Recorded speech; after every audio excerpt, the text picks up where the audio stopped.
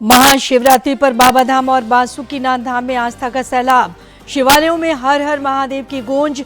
धूमधाम से निकलेगी शिव बारात। झांकियों में होंगी आकर्षण का केंद्र।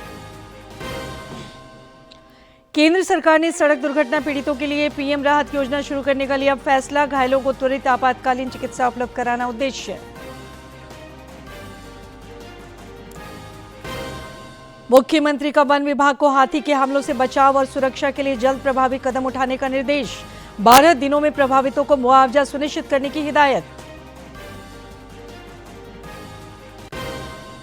और कोलंबो में भारत और पाकिस्तान के बीच क्रिकेट का महामुकाबला आज। T20 विश्व कप में इस भिड़ंत पर दुनिया की नजर। रिकॉर्ड में भारत का पलड़ा भारी।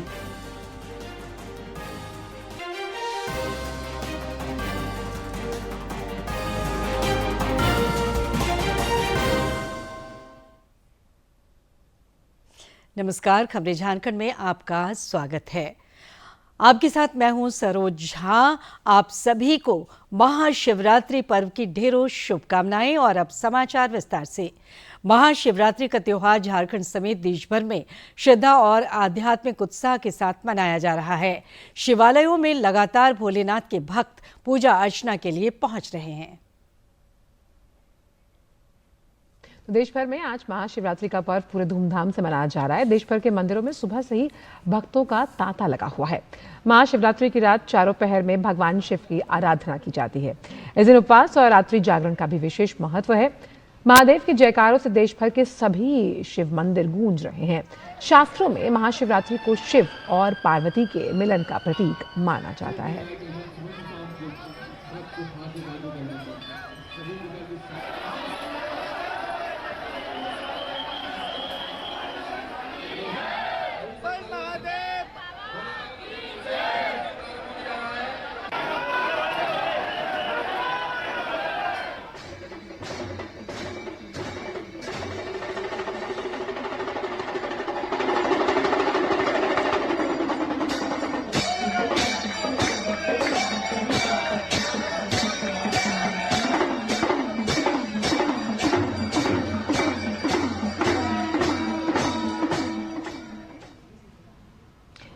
और इसी पावन अवसर पर ओडिशा के पुरी में रेत कलाकार सुदर्शन पटनायक ने अपनी अनूठी कला के माध्यम से महाशिवरात्रि को विशेष रूप से समर्पित किया।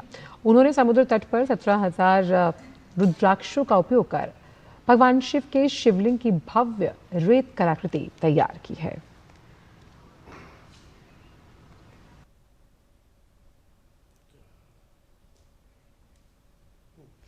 महाशिवरात्रि को लेकर राज्य के सभी शिवालयों में आस्था का सैलाब नजर आ रहा है। आज धूमधाम से शिव बारात भी निकलेगी, जिसमें झांकियां आकर्षण का केंद्र होंगी। देवघर स्थित बाबा वैद्यनाथ मंदिर में पहले सुबह से ही श्रद्धालुओं का तांता लगा हुआ है। देवघर के बाबा वैद्यनाथ मंदिर में सुबह सरकारी पूजा संपन्न होने के बाद ही आम श्रद्धालुओं के लिए मंदिर का पट खोल दिया गया। महाशिवरात्रि पर बाबा वैद्यनाथ की पूजा अर्चना का विशेष महत्व है। देवघर में श्रद्धालु एक साथ मनोकामना लिंग और शक्तिपीठ का दर्शन कर भगवान शिव और शक्ति दोनों का आशीर्वाद प्राप्त करते हैं। बाबा वैद्यनाथ मंदिर के पुरोहित लंबोदर महाराज ने बताया कि आज के दिन बाबा मंदिर में मुंडन सहित कई धार्मिक अनुष्ठान किए जाते हैं। मोर चढ़ाने की भी परंपरा चली आ रही है। लोग अपने बेटियों की शादी और मांगलिक कार्यों के लिए बाबा भोलेनाथ से मनौती भी मांगते हैं। ये 4 प्रहर पूजन में विशेष क्या है, जो 4 अर्घ दिया जाता है। धर्म अर्थ काम मोक्ष चतुर्विध की पुरुषार्थ मिलती है। पहला अर्घ दूध से दिया जाता है, दूसरा अर्घ दही से, और तीसरा घी से, और चौथा मधु से। और षोडशोपचार पूजन और रुद्राभिषेक हर प्रहर में ये होता है। और बाबा वैद्यनाथ का शिव जी का सहस्त्र नाम से पूजन होता है। और हमारे यहाँ बाबा वैद्यनाथ का विशेष महत्व और ये है, जो माता सती का यहाँ पे हृदय किया है, ये शक्तिपीठ भी है। यहाँ शिव शक्ति का पूजन होता है और शिव पार्वती का गठबंधन पूजन होता है। महाशिवरात्रि के अवसर पर आज देवघर में न सिर्फ झारखंड बल्कि बिहार और यूपी से भी बड़ी तादाद में श्रद्धालु बाबा के दर्शन के लिए पहुंचे हैं। श्रद्धालुओं की सुविधा के लिए देवघर प्रशासन की ओर से सभी व्यवस्थाएं दुरुस्त की गई हैं। श्रद्धालुओं की सुविधा के लिए जगह जगह मजिस्ट्रेट और सादे लिबास में पुलिसकर्मियों को तैनात किया गया है। इसके अलावा भीड़ वाले जगहों पर स्पेशल मजिस्ट्रेट की नियुक्ति भी की गई है।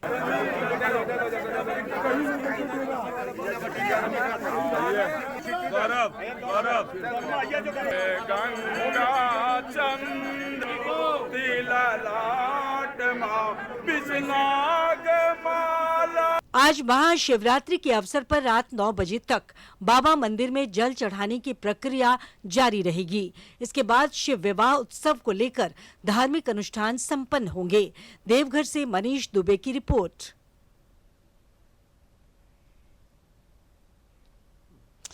दुमका स्थित बाबा बासुकीनाथ धाम में भी महाशिवरात्रि महोत्सव की छटा देखते ही बन रही है। यहाँ बाबा फौजदारी की पूजा अर्चना के लिए लगातार श्रद्धालु पहुंच रहे हैं।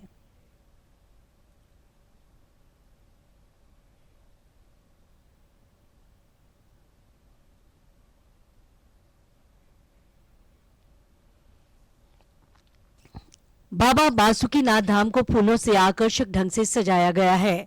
बासुकीनाथ धर्म रक्षणी सभा के अध्यक्ष मनोज पंडा ने बताया कि यहाँ बाबा के विवाह की सभी रस्में ठीक उसी प्रकार संपन्न होती हैं जिस प्रकार आम वर वधु के विवाह में होता है। फाल्गुन मास के कृष्ण पक्ष चतुर्दशी के रात्रि में शिव विवाह उत्सव मनाया जाता है। पौराणिक ग्रंथों की मान्यताओं के अनुसार शिव विवाह चतुर्दशी फाल्गुन मास के तिथि में हुआ था, इसलिए इसको महाशिवरात्रि के रूप में इसका उत्सव मनाया जाता है। बासुकीनाथ के पंडितों ने बताया कि परंपरा के अनुसार विवाह और पूजन की सभी रस्मों का विधान 3 दिनों से चल रहा है। महाशिवरात्रि के दिन मांगलिक गीतों के बीच लावा, कांसा और हरिद्रा लेपन की रस्में पूरी कर ली गई हैं। आज रात हाथी घोड़ा, भूत बैताल और देवगणों के साथ बाबा की बारात निकाली जाएगी।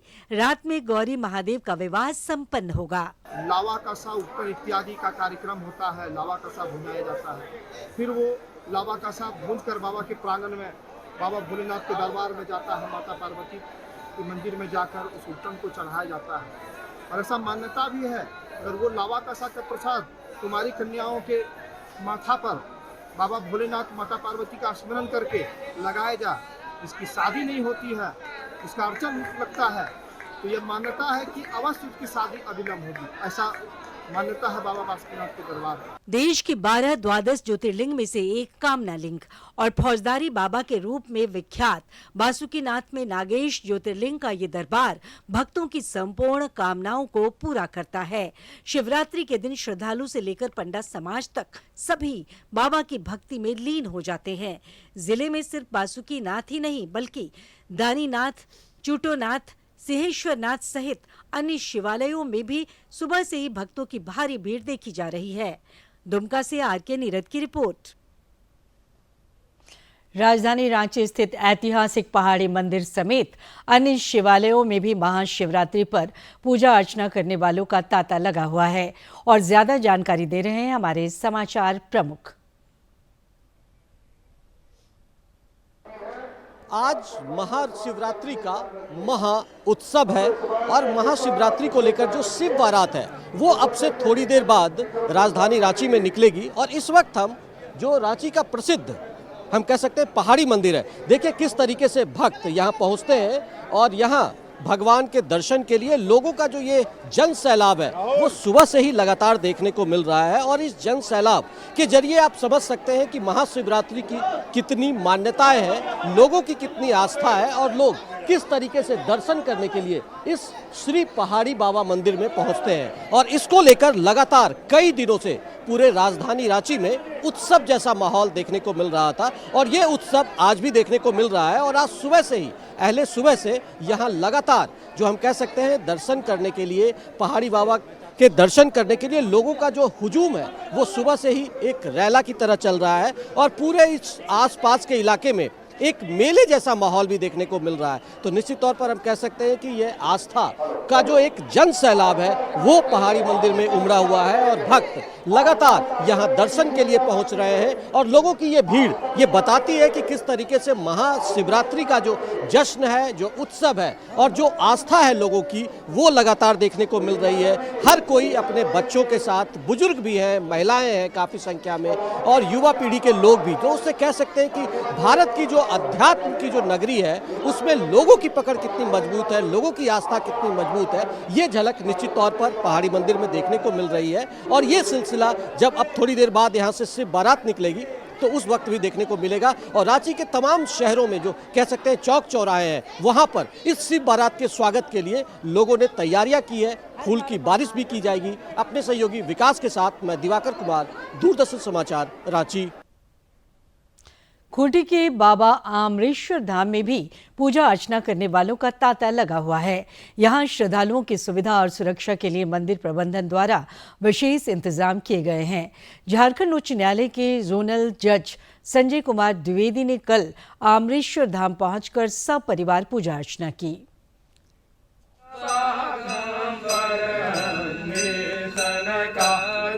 प्रभु का अधिक सन का अधिक प्रभु का अधिक भूता शिव जी की आरती जो कोई नर गावे। आधुनिक इंजीनियरिंग के दौर में जहां सीमेंट और कंक्रीट के बिना निर्माण की कल्पना मुश्किल है, वहीं धनबाद में एक ऐसा मंदिर खड़ा है जो पिछले 1000 वर्षों से सिर्फ पत्थरों के भरोसे अपनी मजबूती की गवाही दे रहा है। कतरास स्थित झिंझी पहाड़ी पर बना भगवान शिव का ये प्राचीन मंदिर स्थापत्य कला का एक अद्भुत उदाहरण है।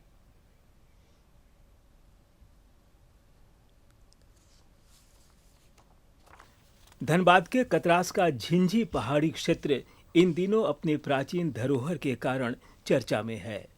यहाँ स्थित लगभग 28 फीट ऊंचा भगवान शिव का मंदिर किसी अजूबे से कम नहीं है।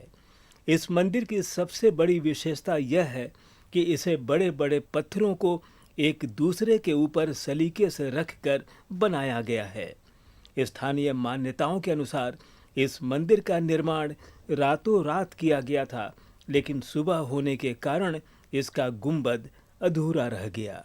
विश्लेषण है भारतीय पुरातत्व विभाग का, जिसमें समूचा मंदिर का एक माना विश्लेषण करके लिखे हैं कि बिना जॉइंट का चट्टानों से बनी हुई है, 2 तल्ला है, 28 फीट की ऊंचाई में है, कुछ आकृतियां हैं इसमें हैं और छरित पत्थरों में टोटल मंदिर का जब मुआयना कीजिएगा तो प्रत्येक, जैसे कहता है ना कि कंकड़ कंकड़ में शंकर है, उस तरह एक एक पत्थर में कुछ न कुछ मन लिपि था या बस लिखा हुआ था, लेकिन वो छरित हो गया, कहीं कहीं अभी भी है।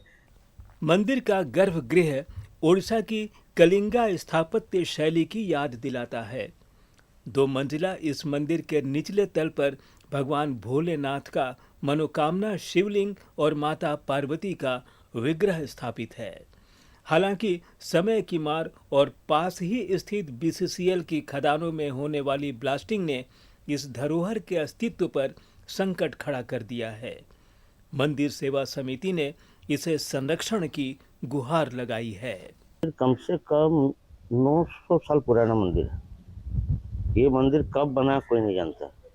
एक रात में मंदिर तैयार हुआ और एक कुआं तैयार हुआ, एक तालाब तैयार हुआ और गांव में जो जितना भी हम लोग का पूर्वज लोग हैं वो लोग भी नहीं जानता इन मंदिर का हुआ। हम लोग का अनजान में 900 साल पुराना है। मंदिर से जुड़ी एक और दिलचस्प बात यहाँ का जल स्रोत है। जिस स्थान से पत्थर निकाले गए वहाँ आज भी एक कुआं और तालाब मौजूद है, जिसका जल ग्रामीण आज भी उपयोग करते हैं। जिला प्रशासन ने इस ऐतिहासिक धरोहर के संरक्षण के लिए कदम बढ़ा दिए हैं। मामले में अब तक उसमें हम लोग डिस्ट्रिक्ट टूरिज्म प्रमोशन काउंसिल से उसको पारित भी कर लिए हैं, एसटीपीसी में भेज भी दिए हैं और जैसे ही स्टेट से अनुमोदन हो जाएगा वो one of the type ABC किसी कैटेगरी में नोटिफाइड टूरिस्ट प्लेस पहले तो बनाना है उसको, तो वो बन जाएगा। और साथ ही हम लोग कोशिश कर रहे हैं उसको ASI को दे देने का, ताकि एक बार सर्वे करके अगर सच में उसकी महत्ता ऐसी होगी तो उसमें एक बड़ा योजना भी आ सकती है भारत सरकार से। तो उसके लिए हम लोग जैसे ही स्टेट से नोटिफाई होगा उसके बाद हम लोग ASI को उसमें प्रस्ताव भेजेंगे। झिंझी पहाड़ी का यह प्राचीन शिव मंदिर हमारी समृद्ध सांस्कृतिक विरासत का जीवंत प्रमाण है।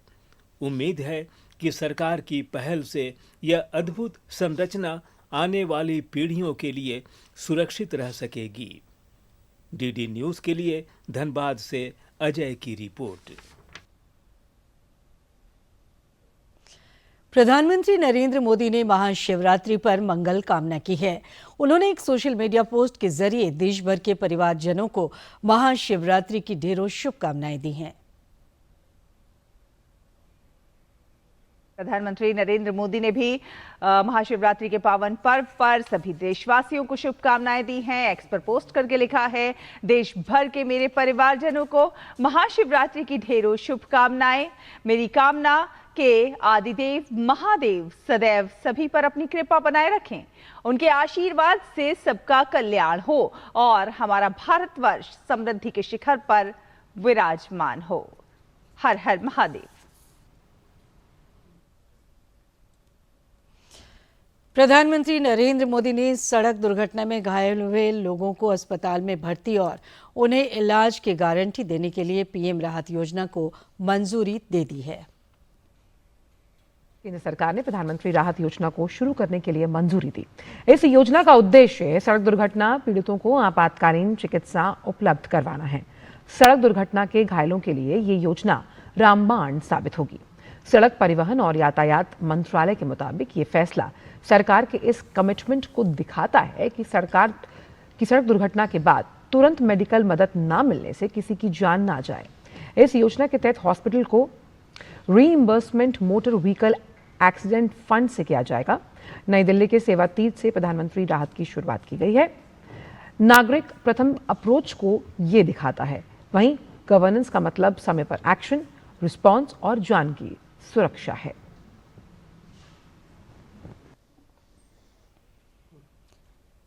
केंद्र सरकार द्वारा कनेक्टिविटी और ढांचागत संरचना के विकास पर भी जोर दिया जा रहा है। केंद्रीय कैबिनेट ने कई महत्वपूर्ण प्रस्तावों को मंजूरी प्रदान की है। शुक्रवार को साउथ ब्लॉक में हुई कैबिनेट की आखिरी बैठक में कई अहम प्रस्तावों को मंजूरी दी गई है। कैबिनेट ने 1 लाख करोड़ रुपए से अर्बन चैलेंज फंड के गठन को मंजूरी दी है। इस फंड से 10 लाख से अधिक आबादी वाले शहर टियर 2 और टियर 3 शहरों के साथ 1 लाख से अधिक आबादी वाले औद्योगिक शहर के साथ साथ उत्तर पूर्व और पहाड़ के शहरों का विकास किया जाएगा। दुनिया भर में ये वेल स्टैब्लिश्ड मॉडल भी है, जिसमें म्युनिसिपल गवर्नमेंट्स का, लोकल बॉडी गवर्नमेंट्स का फंडिंग का एक मैकेनिज्म क्रिएट होता है और इसको जहाँ पे रिस्क है, विशेषकर नॉर्थ ईस्ट और हिली स्टेट्स में, उसके लिए एक क्रेडिट रीपेमेंट गारंटी का भी मैकेनिज्म इस प्रोजेक्ट में बनाया गया है। एक अन्य अहम फैसले में स्टार्टअप इकोसिस्टम को प्रोत्साहन देने के लिए startup India fund of funds 2.0 को मंजूरी दी गई है। इस योजना के लिए कुल 10,000 करोड़ का कोष निर्धारित किया गया है। यह योजना भारत की स्टार्टअप यात्रा के अगले चरण को गति देने के लिए तैयार की गई है। इंडिया में स्टार्टअप्स मात्र 300-400 से 2 लाख से ज़्यादा अभी स्टार्टअप्स हो चुके हैं और 100 से ज़्यादा यूनिकॉर्न्स हैं। तो startup India fund of funds 2.0, इसमें 10,000 करोड़ रुपीस का गवर्नमेंट की तरफ से फंड रहेगा। साथ में बहुत सारे फंड्स इसके साथ जुड़ेंगे, फिर मिलके स्टार्टअप्स में इन्वेस्टमेंट का सिस्टम बनेगा। कैबिनेट ने 1,60,000 करोड़ रुपए के अधिक की विकास परियोजनाएं मंजूर की हैं। 3 रेलवे प्रोजेक्ट्स, जिसमें अंबाला से दिल्ली, कसार से मनमाड और हॉसपेट से बल्लारी के बीच में तीसरी और चौथी लाइन को मंजूरी मिली है। असम में अंडर रिवर टनल बनाने की मंजूरी भी दी गई है। इस टनल के बनने से 250 किलोमीटर की दूरी 34 किलोमीटर ही रह जाएगी। असम के गोहपुर से नुमालीगढ़ के बीच में ये 34 किलोमीटर का प्रोजेक्ट है, जो 18,662 करोड़ रुपीस का इन्वेस्टमेंट इस प्रोजेक्ट में होगा। इस प्रोजेक्ट को आप एक छोटे से एनिमेशन से देखेंगे। हाईवे और रेलवे दोनों मिलके ब्रह्मपुत्र रिवर के नीचे ट्विन टनल बना के उसके थ्रू हाईवे और रेलवे दोनों की कनेक्टिविटी यहाँ से होती है। NH-15 हाईवे और रंगिया मुकोंगसेलेक रेलवे सेक्शन से गोहपुर, इससे दोनों से कनेक्टिविटी इसकी होती है। नोएडा मेट्रो के एक्का लाइन के विस्तार को भी कैबिनेट ने मंजूरी दे दी है। इसके तहत बॉटनिकल गार्डन से नोएडा सेक्टर 142 तक मेट्रो कनेक्ट होगी, जिससे ग्रेटर नोएडा परी चौक से दिल्ली मेट्रो के जरिए आवाजाही आसान हो जाएगी। शैलेंद्र मिश्र, डीडी न्यूज। हाल के दिनों में राज्य में मानव हाथी संघर्ष के मामले बढ़े हैं। मुख्यमंत्री हेमंत सोरेन ने हाथी के हमलों में जान माल की क्षति पर गहरी चिंता व्यक्त की है। उन्होंने आवासीय कार्यालय में वन, पर्यावरण और जलवायु परिवर्तन विभाग के अधिकारियों के साथ कल उच्च स्तरीय बैठक की। इस दौरान उन्होंने वन विभाग को हाथी के हमलों से बचाव और सुरक्षा के लिए जल्द प्रभावी कदम उठाने का निर्देश दिया। साथ ही 12 दिनों के अंदर प्रभावित परिवारों को मुआवजा देने की हिदायत दी। श्री सोरेन ने एलिफेंट रेस्क्यू के लिए ग्रामीणों को तकनीकी प्रशिक्षण देने का सुझाव दिया। उन्होंने अधिकारियों को राज्य के भीतर सभी एलिफेंट कॉरिडोर की मैपिंग का भी निर्देश दिया।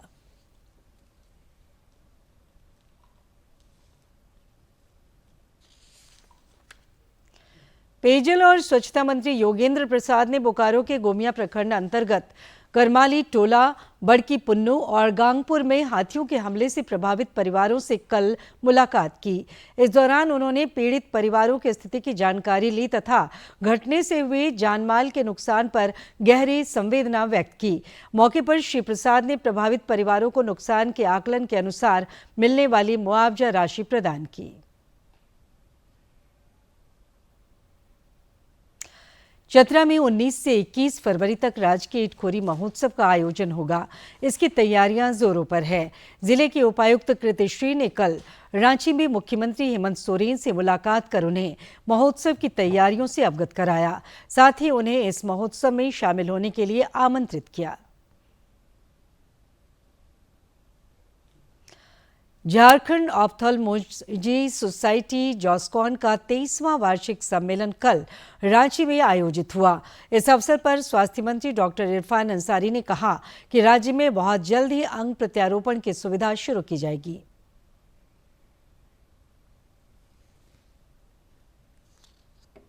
झारखंड ऑप्थेल्मोलॉजी सोसाइटी के 23वें वार्षिक सम्मेलन जॉस्कॉन को संबोधित करते हुए राज्य के स्वास्थ्य मंत्री डॉक्टर इरफान अंसारी ने कहा कि राज्य में बहुत जल्द ही अंग प्रत्यारोपण की सुविधा मिलने लगेगी।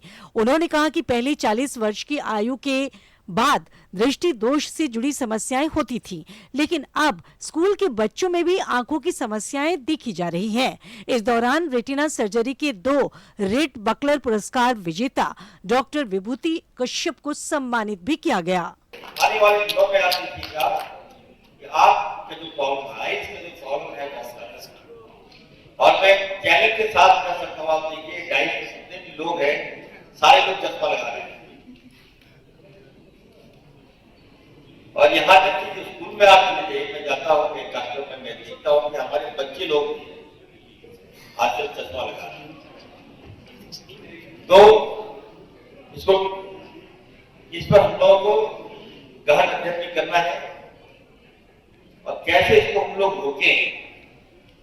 सम्मेलन को ऑल इंडिया ऑप्थेल्मोलॉजिकल समिति के अध्यक्ष और रेटिना सर्जन डॉक्टर पार्था विश्वास ने भी संबोधित किया।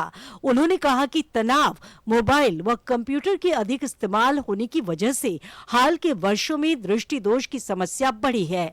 उन्होंने अभिभावकों से बच्चों को मोबाइल से दूर रखने की बात कही।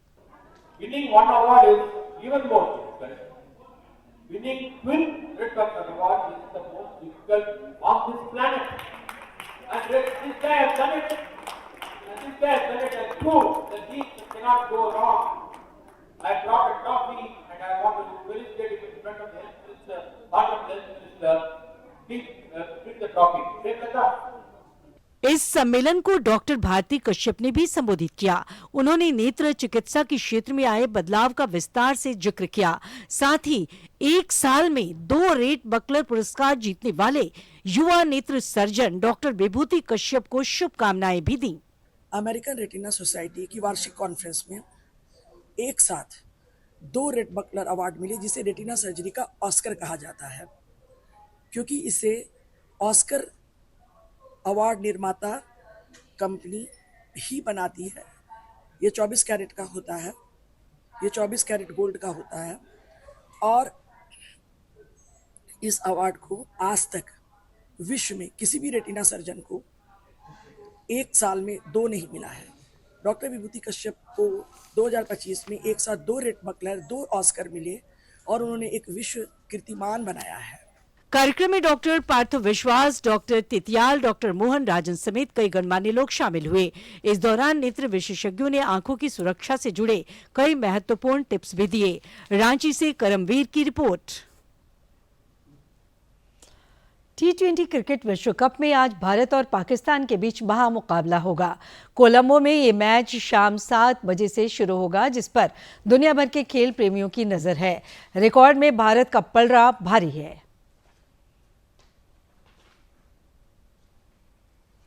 T20 विश्व कप में भारत और पाकिस्तान के बीच होने वाले महामुकाबले के लिए न केवल क्रिकेटर्स ही प्रिपरेशन कर रहे हैं, बल्कि क्रिकेट फैंस भी इसके लिए पूरी तैयारियां कर रहे हैं। हर एक फैन एक अलग तरीके से इस गेम को विशेष बनाना चाहता है और गेम के प्रति अपने प्रेम को दिखाना चाहता है।